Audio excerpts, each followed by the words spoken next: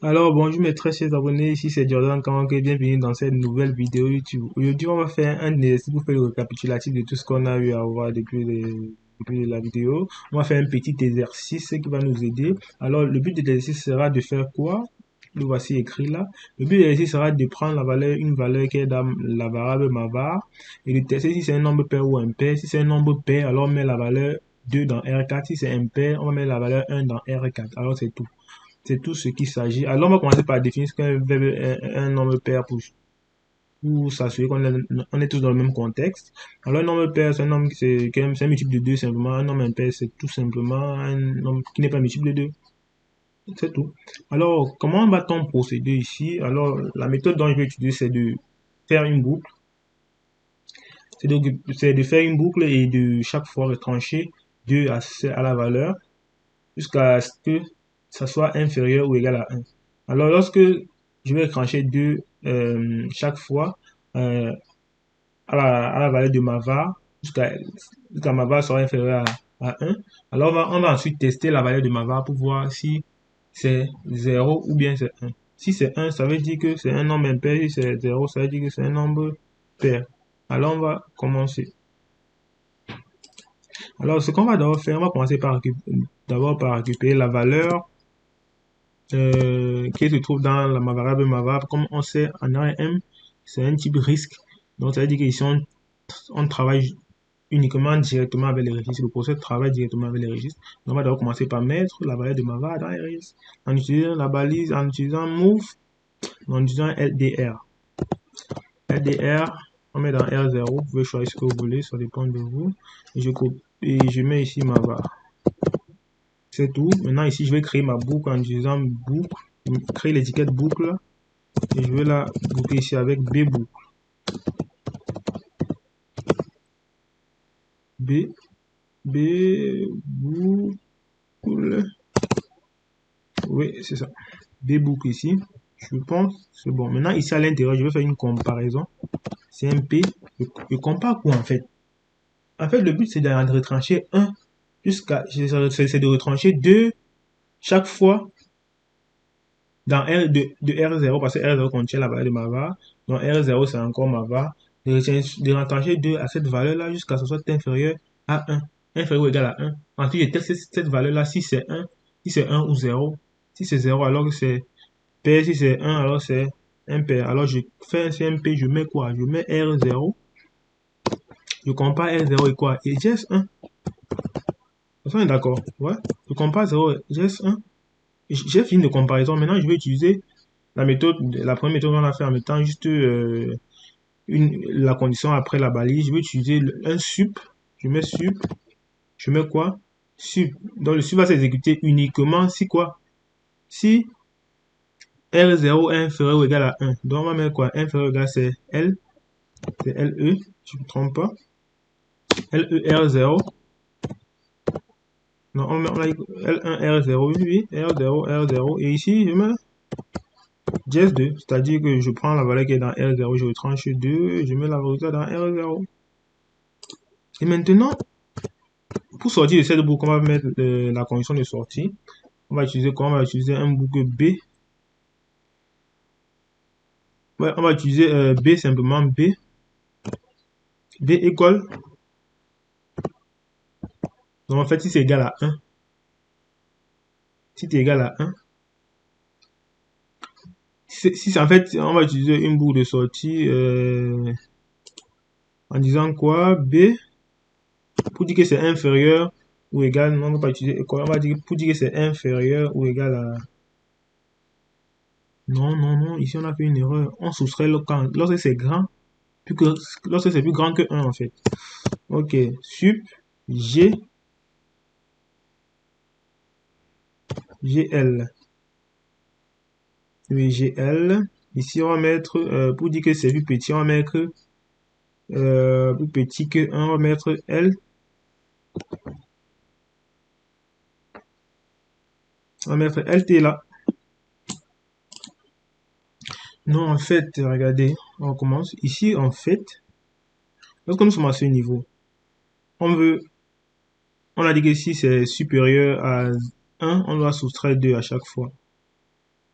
J'espère que là c'est bon. On a dit que si c'est supérieur à 1, on doit soustraire 2 à chaque fois. Donc ici, on va faire sup, on va mettre la condition. La condition plutôt c'est GT, s'il vous plaît. GT, je me mêle un peu avec tous les balises. Je me mêle un peu avec ça. C'est GT. Donc vous dites que c'est plus grand que 1. On doit soustraire 2. Maintenant, on va créer une autre. Maintenant, ici, on va créer maintenant une étiquette ici pour sortir de la valise. Parce que la condition de sortie, on va utiliser une étiquette conditionnelle. L'étiquette conditionnelle, ce sera quoi? Si c'est inférieur à 1, on va sortir. Donc, pour mettre inférieur à 1, on utilise, si c'est inférieur ou égal à 1, on utilise L. Pour dire que c'est inférieur ou égal à 1, on va utiliser, alors on va utiliser plutôt LE. On va utiliser ici LE. Sorry. LE. On met LE, bon, on peut mettre continue. On peut mettre sortie. On crée une étiquette sortie pour sortir de la boucle. Alors, et on vient ici, on met quoi là? On vient en derrière de la boucle, on continue avec l'étiquette sortie. Alors, on a fini. Ça veut dire que maintenant, forcément, si on sort de la boucle, ça veut dire que R0, ça veut dire que R0, c'est soit 1 ou 0. Donc, il fait un CMP. On peut faire un CMP pour comparaître, ou bien, ça dépend de vous. Moi, je préfère faire un CMP pour comparer R0 maintenant et dièse 1. Donc, et dièse, je compare par rapport à 0, par rapport à 1, ça dépend de toi, mais je préfère prendre par rapport à 0. Je compare par rapport à 0. Qu'est-ce que je fais ensuite? Je dis quoi? J'utilise un move. Move avec condition move et Q.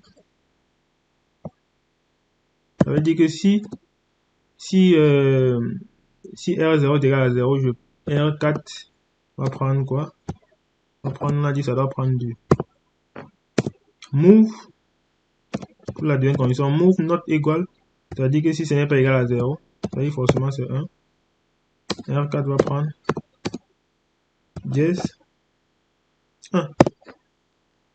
Donc, c'est ça notre programme. Attendez, l'indentation n'est pas bonne. Je vais indenter un peu. Ok, et c'est tout. On va alors tester nos programmes pour voir si tout marche bien. Alors, on va aller sur démarrer. Oh, voilà, on va aller sur démarrer.